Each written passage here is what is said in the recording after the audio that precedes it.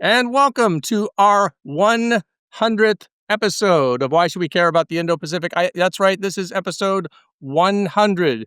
And as always, as are the other 99, this is brought to you by our producer, IEJ Media, and our sponsor, Power Group Asia. As always, we will tell you more about them in due course. I am still Ray Powell, the former military officer here in California. Over there is still Jim Carouso, the former diplomat. He is still in New York. Jim, how is New York? Still, the Empire State. I don't know All what that right. means, but that's what we are. Congratulations. Um, it occurs to me that suddenly I can't remember what in the world California is supposed to be, but I'm sure I'll remember. You have a Uh, bear in the flag, we definitely have a bear on the flag. and the question of always is what does the bear do in the woods? So I guess it's something to do with that. Well, it is technically part of the Indo-Pacific, so I should probably know about it, and I also live here. So, Jim, we do not have a guest because it is episode 100, but we're going to do a couple things. We're going to have some fun. One is I'm going to read a few of our listener emails, comments, etc. that we've got in through the months, just some of the ones that sort of struck our fancy. And second, I have a quiz show for you. And we're going to talk about some of the things, some of the more interesting, provocative, maybe quirky things that some of our interesting guests have said. And we're going to talk about one, do you remember who they were, who said it? And two, what does it mean today? So give us a little chance to do one over the region and talk about some of the things that are going on today in the light of what was going on when our guests said those things. So, for example, here's one. Quote, our disengagement from one region of the world to focus like little kids soccer, on the Taiwan Strait. If we all just run over there, and uncover the rest of the world, we're going to have goals scored on us everywhere else, right? Well, that's an Well, interesting one. I'm going to say it's not Elbridge Colby it was not. because No, I was leading you down that path, wasn't I? you were, but he is. This is basically accusing him of being the 6-year-old of the soccer match. Yeah. Um, so let's see, who would that have been? I don't know. I'm going to fail at this miserably because I really don't remember who tells me what. You have so little confidence in yourself, sir. I have I have too much confidence. I'm fully confident I will not get this. Come on, you got to play the game, Jim. I'll play the game. It was Richard Scarry. No, that's he wasn't lucky. That's a different story. We talked about that before. No, it was not Richard Scarry. Uh, Richard Fontaine. It was not Richard Fontaine. It was H.R. McMaster. Oh, that's a good It, one. yeah, yeah. Former National Security Advisor H.R. McMaster, current Hoover Fellow. He was National Security Advisor, of course, in the first Trump administration, which, as we have mentioned, is a little different than the second Trump administration. And it's interesting, Jim, that he was talking about what if we all just sort of run around to Taiwan and leave the rest of the world uncovered? It's almost like we're doing the opposite of that these days. Well, I don't know. The national security strategy seems to be about to be released, and the Yeah. press is reporting that the focus is now going to be on the Western Hemisphere and homeland security. As was discussed in episode 99 that we just released with Josh Rogan, yes. Yes. So apparently we are taking our soccer balls and going home. Well, that's kind of what we're doing, although we're not really completely going home because we are doing things in the Middle East. We're now, I guess the Caribbean, I guess that's the idea is that's home, right? That's right. We're back to the Monroe Right. Doctrine. And we're blowing up boats in the Caribbean. So but yeah, I mean, so it's one of those remarkable things that we were talking about Elbridge Colby and this idea that we were going to focus like a laser on the Indo-Pacific because that's where the important theater was.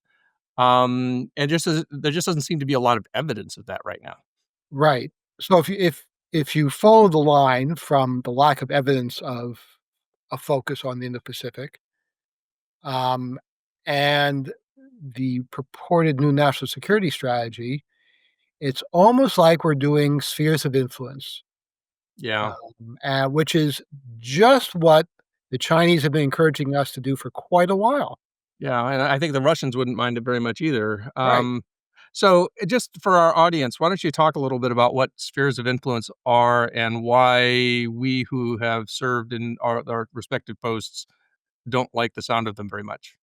Well, it's an old idea that great powers have certain areas, usually contiguous to themselves, but not necessarily, where they have sway, where they have um, the most input into the affairs of other countries in their sphere of influence.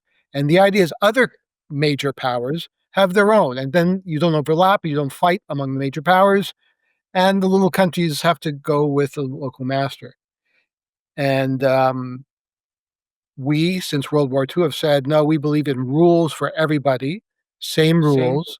We have been We have been effectively the enforcer of those rules insofar as anyone enforced them. But as China has grown bigger and stronger, they want to take their position, as we've discussed many times, as a so-called Middle Kingdom. Uh, in the middle of the Indo-Pacific region, they should be the big honcho. So, and we, from the time of the Monroe Doctrine, have said the Western Hemisphere is ours. no. And to So, some degree, I think, China, one of China's beefs is that we, and partly because of fortuitous geography, kind of got to have ours, and they never really got to have theirs, or at least not in modern times.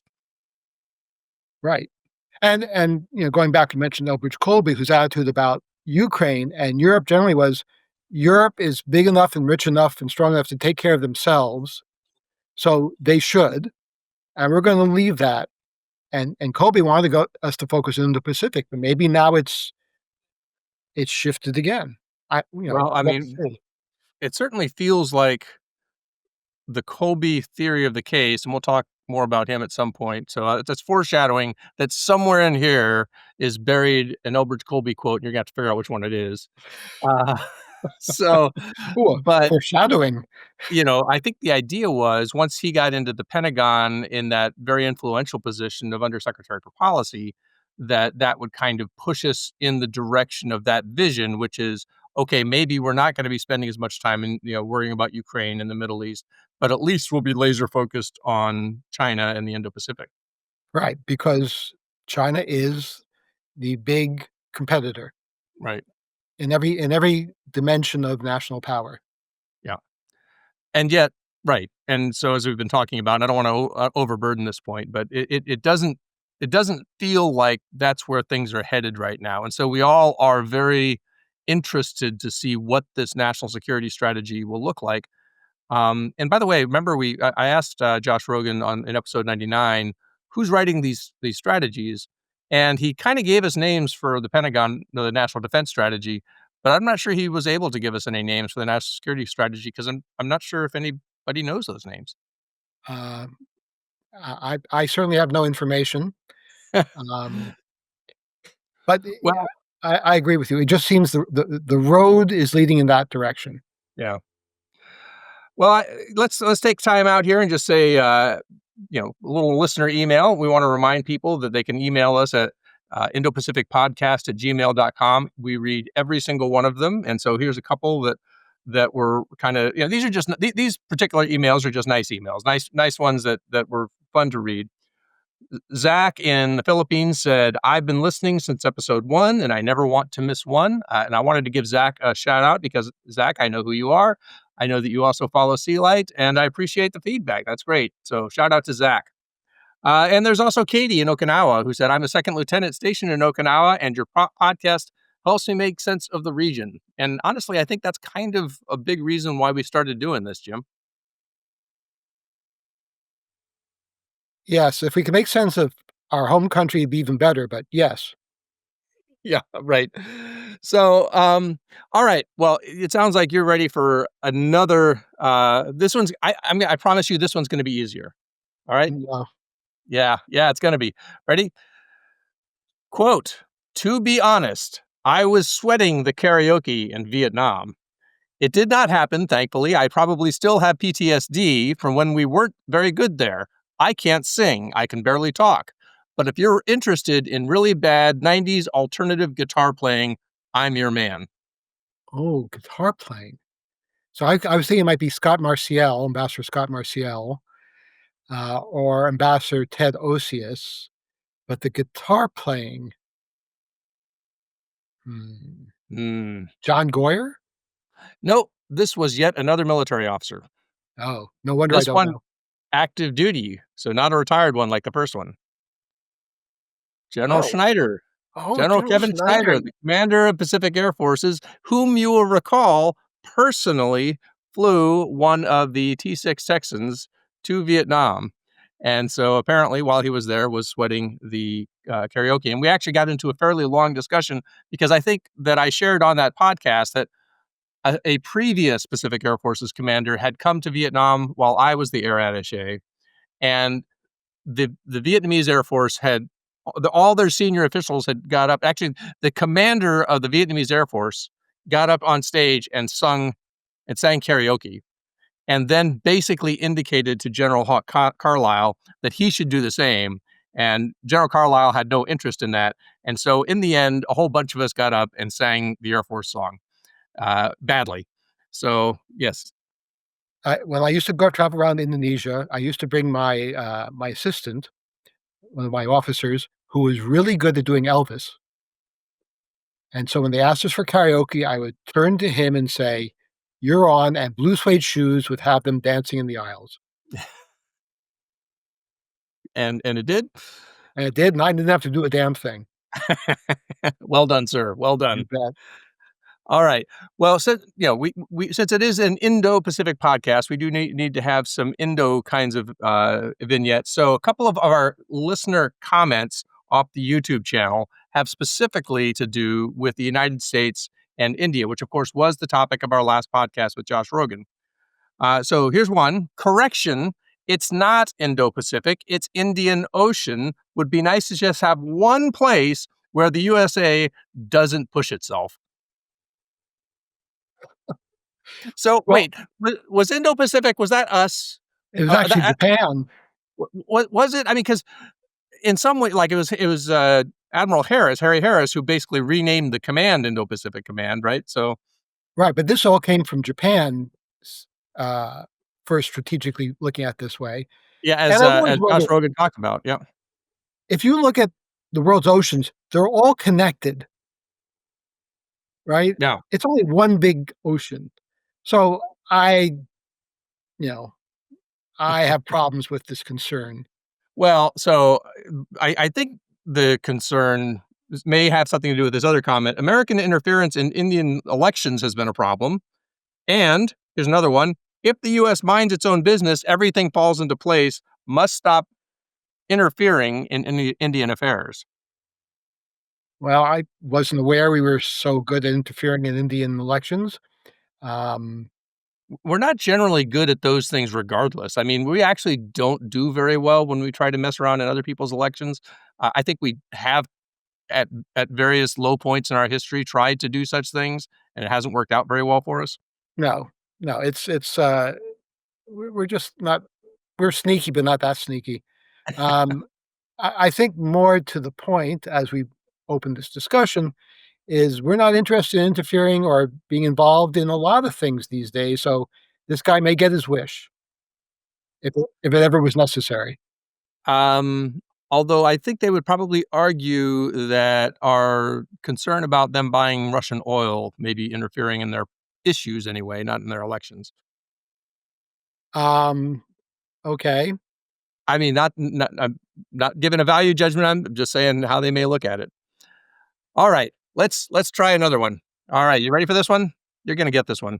okay. We have a you are. I believe in you, Jim. We have a solution for you. And we have investors that are willing to build a casino on our island, and we'll get all the money to solve that problem that you need. And of course, the investors are Chinese, but this is just what we get lured with all the time. That's President Whip of Palau. It is indeed President Suringo Whips of Palau. That was a really interesting interview, not only because it was our first head of state interview, sitting head of state interview, but it was also done from Alaska, which was an odd little feature of the of the with the president of a tropical island. The juxtaposition was excellent. It was. Behind the scenes, even people on YouTube didn't get to see this. When he first came up on the video, he was clearly sitting in his RV. And so, which was very confusing. And so we had a little conversation about it, and they just finally decided, well, I'm in Alaska, I should go outside, It was which turned in out a actually nice pretty view. nice. He's clearly having a very nice time and took time out to talk to us, which was very nice of him. Personally, I would have stayed in Palau. Well, I think if you're the president of Palau, then getting out to Alaska is probably a pretty nice vacation. But it was a really illuminating interview. I mean, part of it, of course, was just this really remarkable circumstance of this tiny little country of 20,000 people that is essentially saying no to Chinese money, which goes a very long way. And, a lot of other Pacific Island countries have said yes to Chinese money and made the switch from Taiwan to China as far as their recognition. And so the fact that this one uh, president here is willing to talk about "till death do us part" was his phrase, right? That they are committed to Taiwan is really pretty remarkable. Well, this is another example where I really hope we are not pulling back from our friends and allies because he has bet his country on US constancy and support. Yeah. So that'd be really unfortunate. Well, and I mean, so I think that's a big point, right? So those of us who have been involved in international affairs, and by the way, this includes a lot of military officers who don't are not necessarily attachés like I was. We're not military who aren't necessarily military diplomats. I mean, let's just think about all of one of the groups of people that was most heartbroken about the way we pulled out of Afghanistan was all of those soldiers and Marines and others who were in Afghanistan and made promises and said, "This is the United States of America, and we're going to be there for you." And those are the people. I was actually sitting with one of them as the pullout was happening. I was here. I was just retiring from the Air Force. I was sitting at a coffee shop with a retired Special Forces officer here in Palo Alto, and his phone was blowing up, and some of it was these just panicked Afghan officers who had believed in us.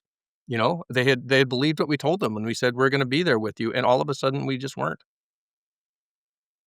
Yeah, and I'm old enough to remember when we pulled out of Vietnam, Yeah, and I wish people had remembered that and thought about that in planning for our evacuation from Afghanistan.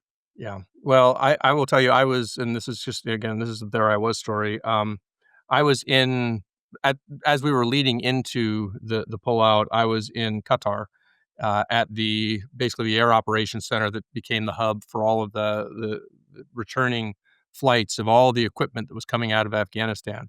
And honestly, I was simply astonished at the speed at which we were getting out of Dodge. I mean, I just couldn't believe that every single day I was going to these meetings and there were more and more plane loads from more and more Afghan bases, thinking, I mean, just sort of wondering what is the consequence of just leaving like this? And I think we know what the consequence was. So this is not Afghanistan is probably a little far from the Indo-Pacific, so we don't want to go too much on it, but it is a reminder that part of the issue when you just decide that it's day 0 and nothing that happened before matters, what happens going forward is the only thing that matters. They tried that in Cambodia and in the killing fields, and that didn't work out well either. Uh, no, but this is part of being everywhere Yeah, for so long, and I think the reaction we're talking about of pulling back, this is why it's not an unpopular move in the US.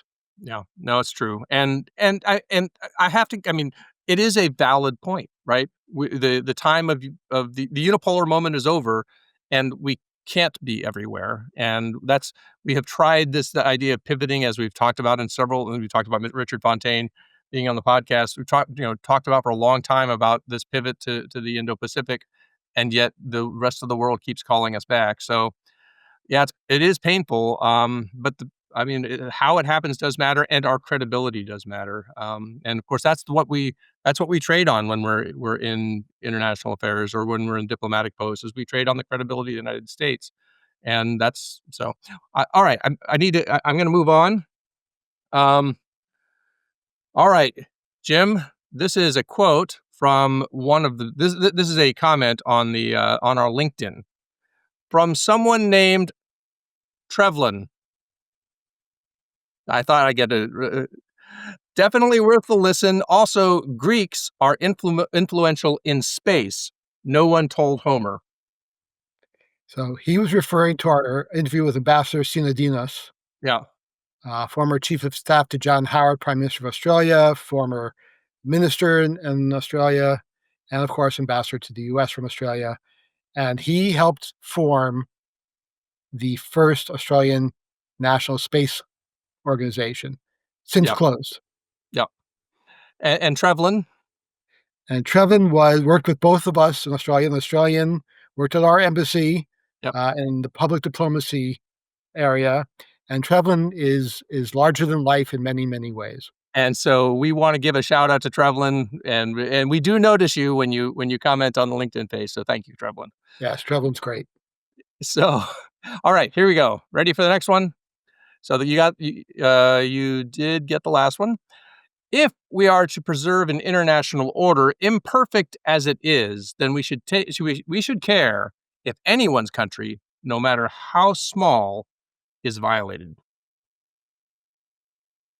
Oh God, it could be one of Was several. not God, although Well, but he meant to say it. exactly.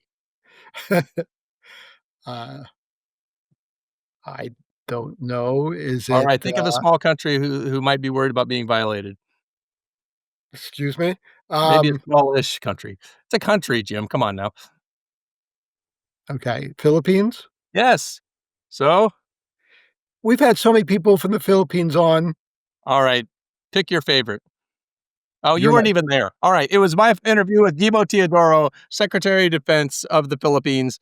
That was episode 88. So we just proved that if Jim's not there for the interview, he doesn't listen anyway. But So, I'm not even sure it happened if I'm not there. all right. Yeah, that was a great interview. It was very kind of Secretary Teodoro to not only have the interview, but invite me into his office to have it. So that was one of our very rare in-person interviews. And it was, he was fascinating. Frankly, he was and very pointed in his remarks. He's very eloquent. All right, but I mean, this goes back to this issue of there are a number of smaller countries who have a ton invested in this idea that there are rules. And the Philippines is probably at the very top of that list because they have been appealing to the rules as they've been watching their maritime entitlements be taken away piece by piece. And they're looking for somebody out there who cares that there were rules, something other than might makes right.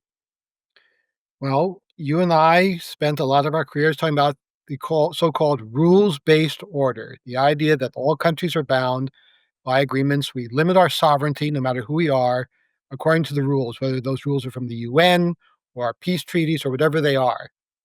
And that helps small countries have rights equivalent to big countries, right? That's the Yeah. idea, except And in the and Security frankly, by the Council. way, just to be fair, the fact that there was such a thing as a rules-based order for so many decades is really a remarkable thing in human history. I mean, because it's not the norm. And so the scary thing is that we grew up with this norm. We grew up with this expectation that maybe there could be rules and that somehow we could set up institutions that would protect these rules and make it very hard for people to break the rules. And I think that's part of what scares so many countries is that that seems to be not just fraying, but perhaps collapsing even. Right. So to try and explain why we're now breaking this order, which we helped instill after World War II, we, the US, it's that A, we were largely the policemen of the order, No, and it's not fun being a cop. no. And nobody likes the cops. No one likes the cops. Uh, Two, we found some of the institutions were not working. Uh, World Trade Organization being just one example, Sure. World Health and Organization.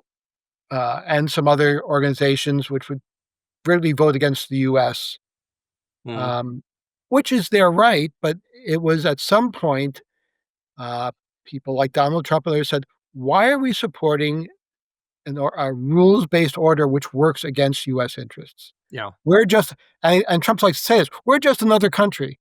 Right, and let me throw it on top of that, there's also a sense that we were paying more than we should have been paying for this. So, now this comes out very, sort of prominently when it comes to this question of defense spending as a percentage of gross domestic product. Um, that there is no easy way to sort of decide what the right numbers are supposed to be, because frankly, even defense spending is an easy number to fudge in a lot of different ways. So, you can say this counts as defense spending and this doesn't count. And, for example, we in the United States, a huge part of our defense spending is spent taking care of people like me, people who are already retired and drawing a pension, getting health care. So, there's reasons to sort of wonder whether the numbers are good. But, certainly when you have countries that seem to be closer to the front lines and yet seem to spend less on their defense than we do, then it's reasonable, I think, to expect that some people in the United States are gonna say, "Well, why do we have to subsidize your defense?" Right. And you talk defense, I talk trade. Why should we be having deficits in trade with all these other countries, losing all these manufacturing jobs to other countries? How is the system working for us? Now, I'm a trade guy. I would say Yeah, overall, American citizens were better off because we were paying less for the goods we're importing. But those people who lost jobs suffered, right. and rightfully so, they're angry. Yeah. And, we were talking about, how nobody loves the cops. The United States has got involved in a number of foreign conflicts, and that is thrown in our face all the time. How warlike the United States are. Why are we always going off to war? You know, and so we Americans like to think, but it's for noble purposes, right? When we go to Afghanistan to go get Al Qaeda, we're also trying to help them rebuild their country. We had to get rid of that guy Saddam Hussein. He was a bad guy and he did bad things to his people, and we took him out. We gave them some democracy. But boy, it's an easy thing to throw right back at us and say, "Why are you guys always causing trouble?" We don't make war over here. Yeah. Um, Mm. what's not said is behind the scenes, a lot of these countries said, "You go get them." Yeah, yeah, Um, yes, yes. and we were the cop, and sometimes the cop has to do bad things to keep the rules in place. Now, That's the thing, right? and So I would argue things like Iraq were not us playing cop, it was us playing politics. Vietnam was a The Vietnam War was distinct lack of understanding of the conditions in Vietnam, yeah. but the Oh, purpose was, I would still argue, if not noble, understandable. yeah. Well, let's move on because we've got a few more of these things I want to get through. How about here's oh, I can't resist this one. Ready for this? You're gonna No, get this one. I guarantee you'll get this one. Quote: Trump is a big narcissistic bully, right? He is a kind of personality, overwhelmingly self-centered. You can have a guy who is erratic, ill-disciplined, and posing high risks on one hand, and on the other hand, you can have someone who can be intelligently transactional when he sees things as being in his own interest. that's gotta be former Prime Minister Malcolm Turnbull. Yeah, I knew you'd get that one. He was obviously a very engaging guest. He did not pull his punches, as our audience will sees from this quote, and probably those who remember that was episode 28 we had with Malcolm Turnbull, and you know Malcolm Turnbull also, of course, is one of the most prominent critics of the AUKUS agreement, so his name comes up quite a bit in our conversations. But he was gracious enough to give us an hour of his time, and we really appreciated him coming on.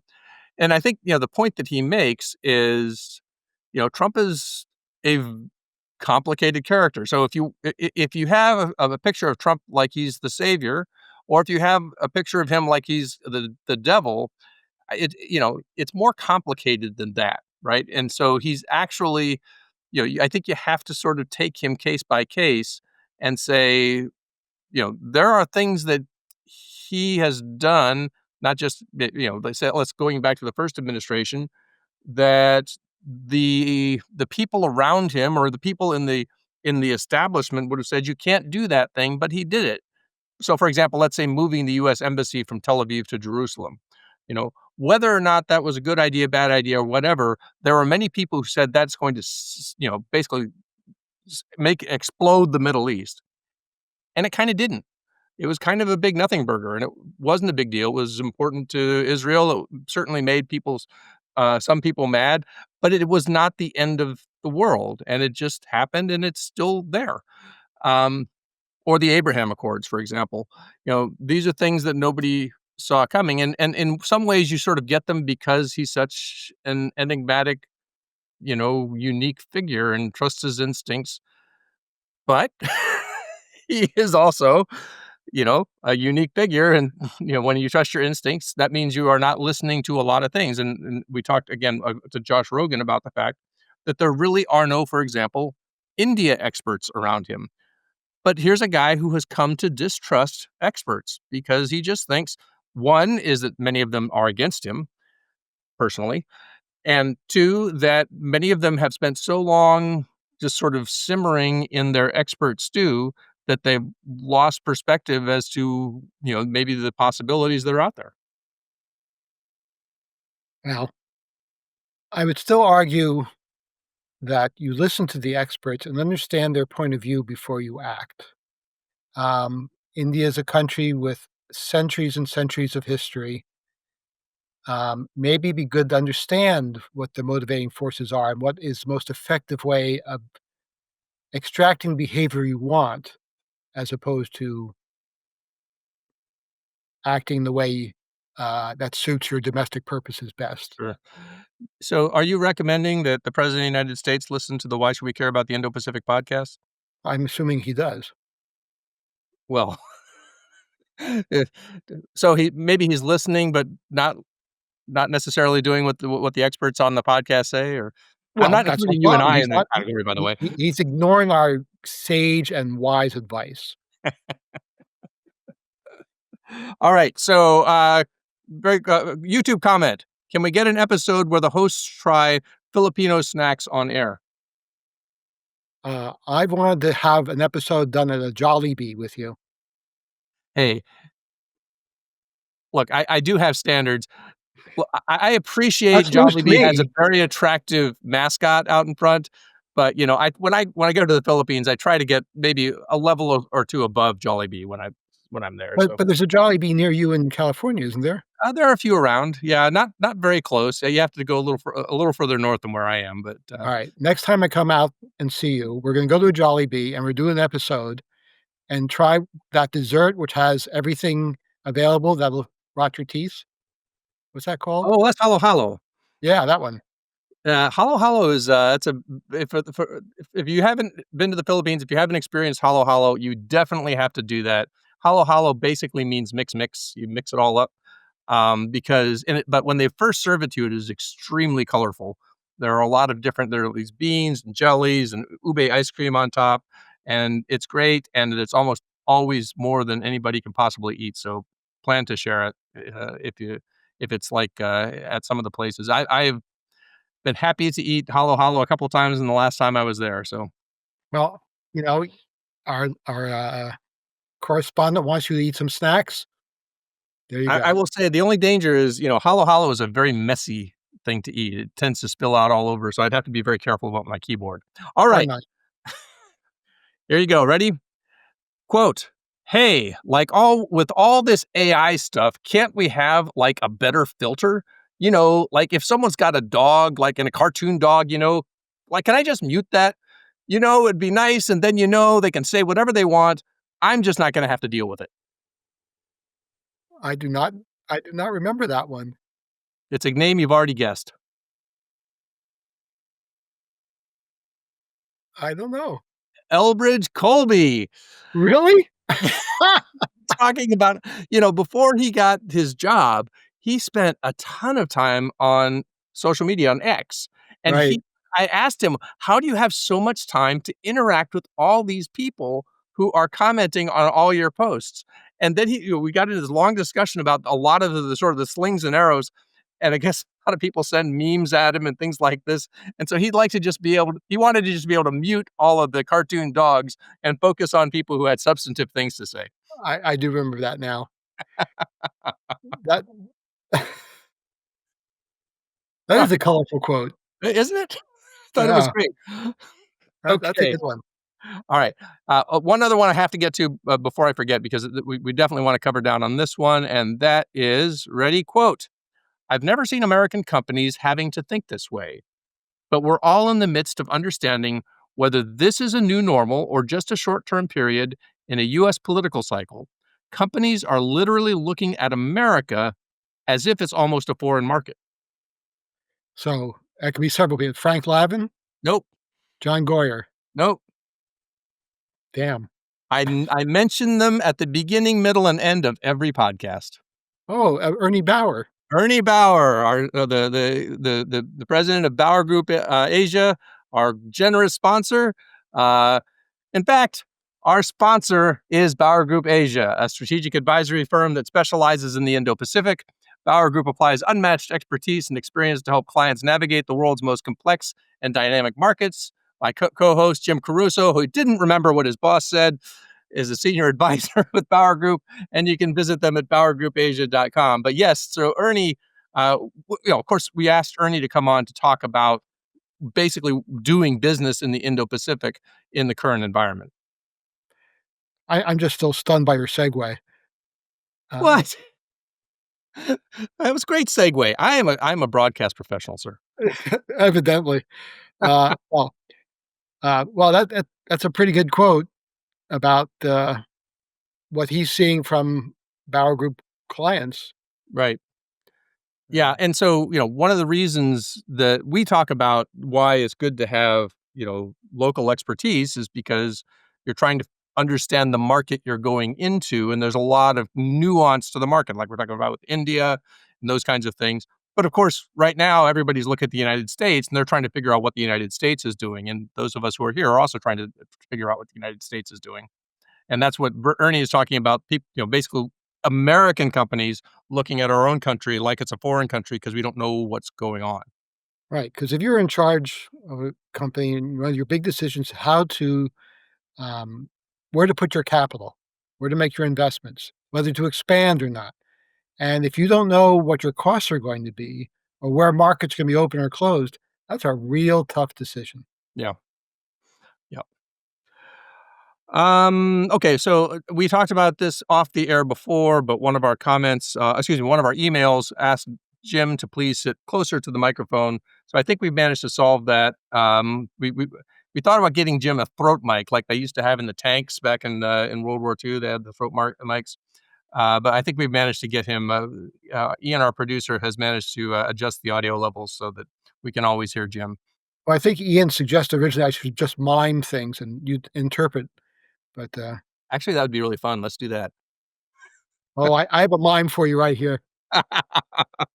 Our audio only listeners will recognize that there might have been a digit extended, but hidden by the other hand. So, all right. Okay. Quote: I think when we talk about any potential conflict, our concerns are manifest this decade, and I'm particularly concerned about within the next 6 years.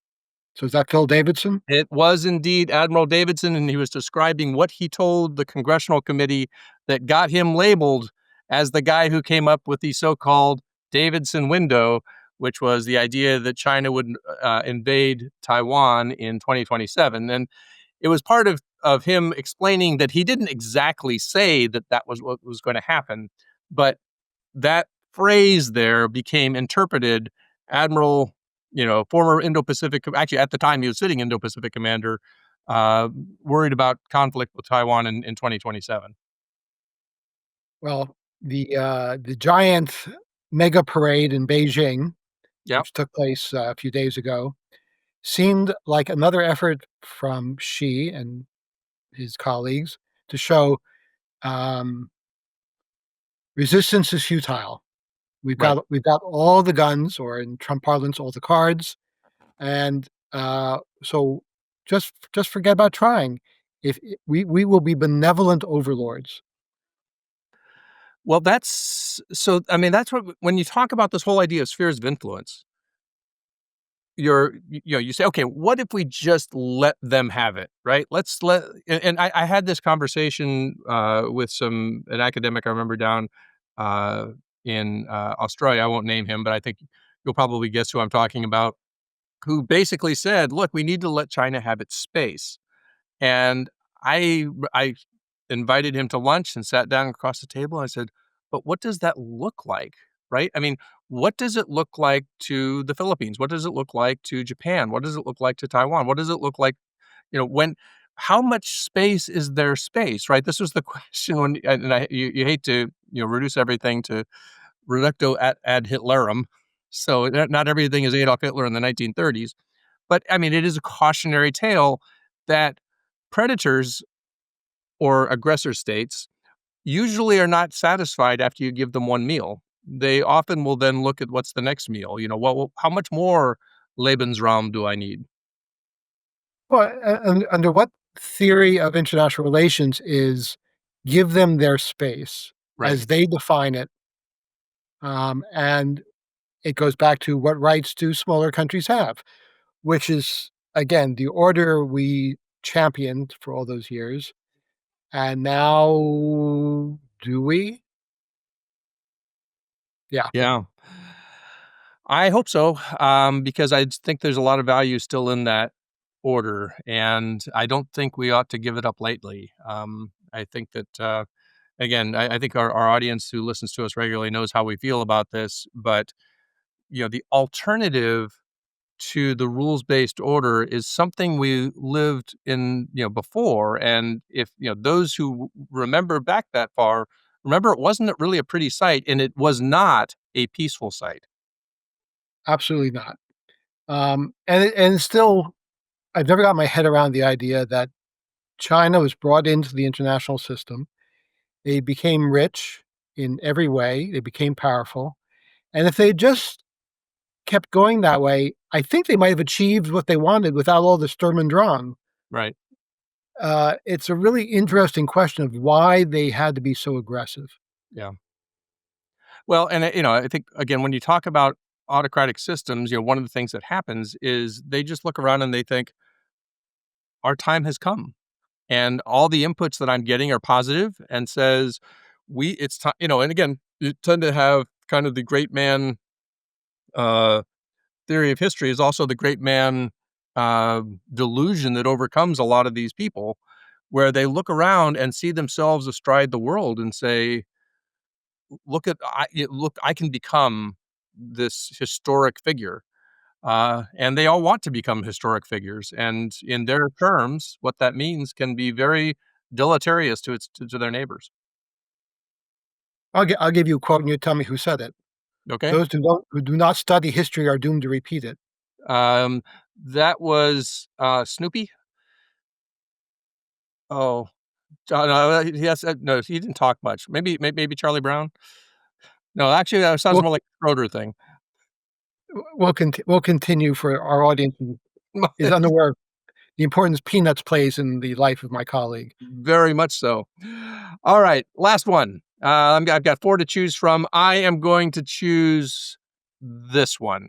I think it's pointless to gnash your teeth and wring your hands in despair just because you don't like the person who sits in the White House. This is a reality that you have to find a way of working with, and I think we have. Is this Bilahari Kausikan? It is indeed Bilahari Kausikan. That last little piece was the piece that gave it away, wasn't it? It was.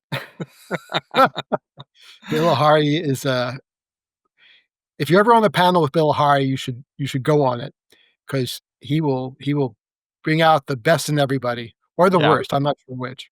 Hey, so it was a fascinating interview, and actually, you probably heard echoes of it when we were interviewing Josh Rogan in our last interview because I was asking about sort of Bilahari talking about how in the first Trump term the Asian leaders had kind of figured out how to work with him, being the pragmatic ones, and the European leaders were sort of too caught up in their idealism and their emotional reaction and all of those things.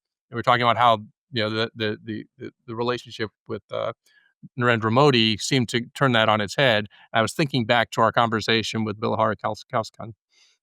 So, all right. Well, I had just enough time for a quick story. So the one that comes to mind because yesterday I was at Stanford at an event and met a Korean diplomat who was here at the business school taking a course, and we got into a really interesting conversation.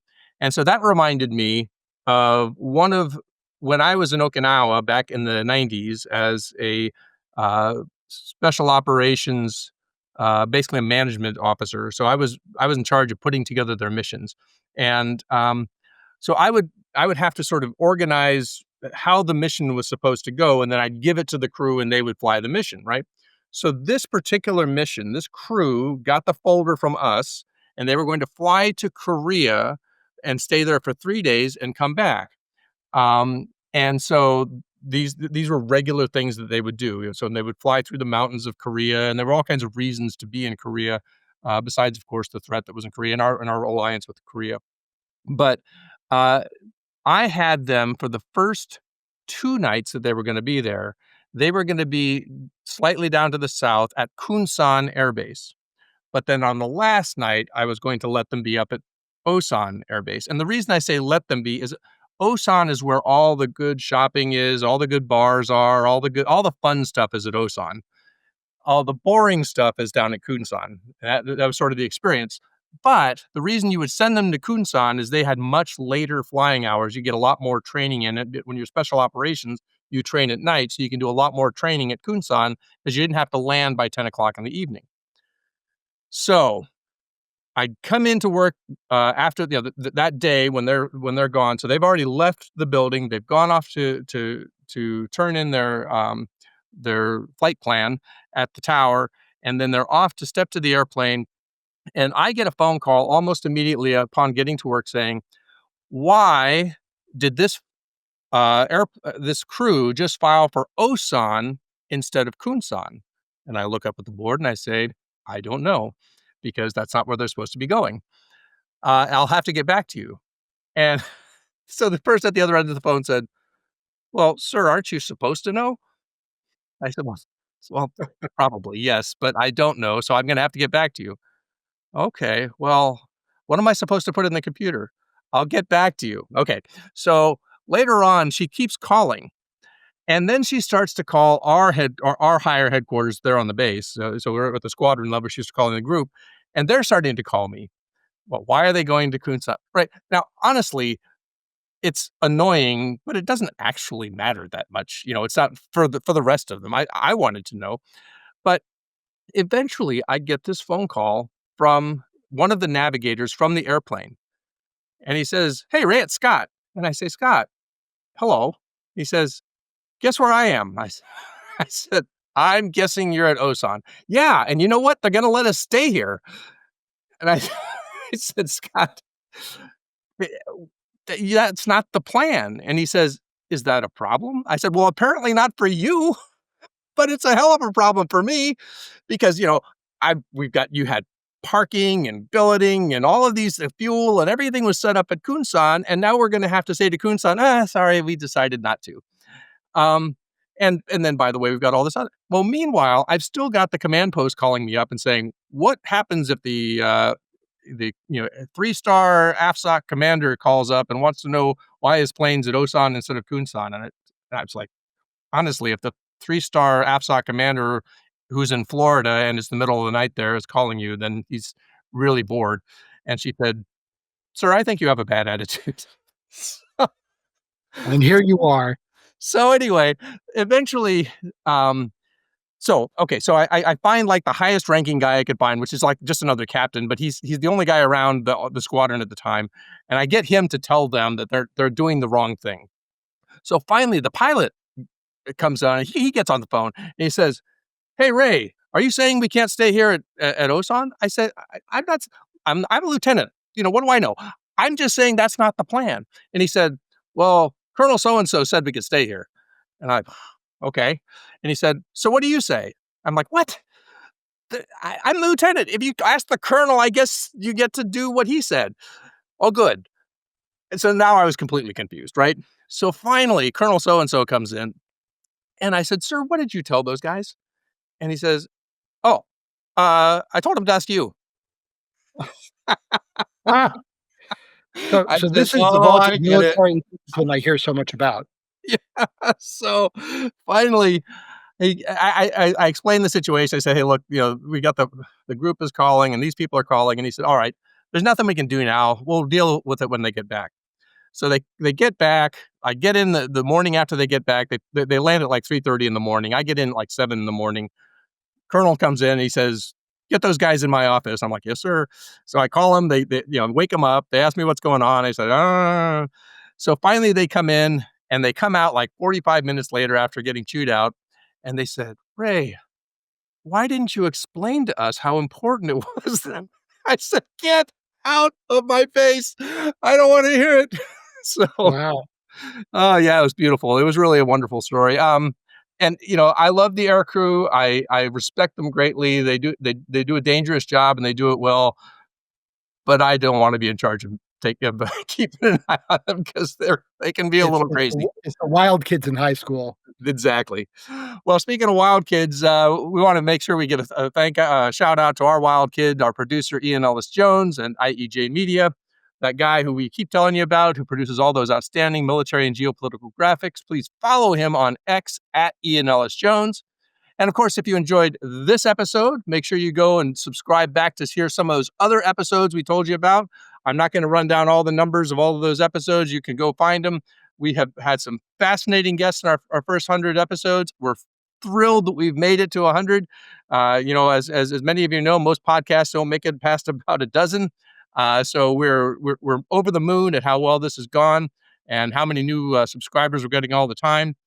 I think the total number of subscribers we have across all platforms is up over 40,000 now, which is amazing. Something we never expected when we started this. So shout out to all of you. Please make sure you leave us a comment and give us a subscription, whether it's on youtube.com at IP podcast or it's on your favorite audio streaming platform. Of course, you can also follow us on our social media platforms. That's X, that's LinkedIn, that's Blue Sky, whichever one you like. And then finally, of course, as I mentioned before, you can email us Indo-Pacific Podcast at gmail.com. That's Indo-Pacific Podcast at gmail.com. And please make sure you visit our tremendous sponsor, BauerGroupAsia.com. Wrapping up our 100th episode for Centurion Jim and Centurion Ian. I'm Centurion Ray saying thank you, and we'll see you at episode 101 on Why Should We Care About the Indo-Pacific.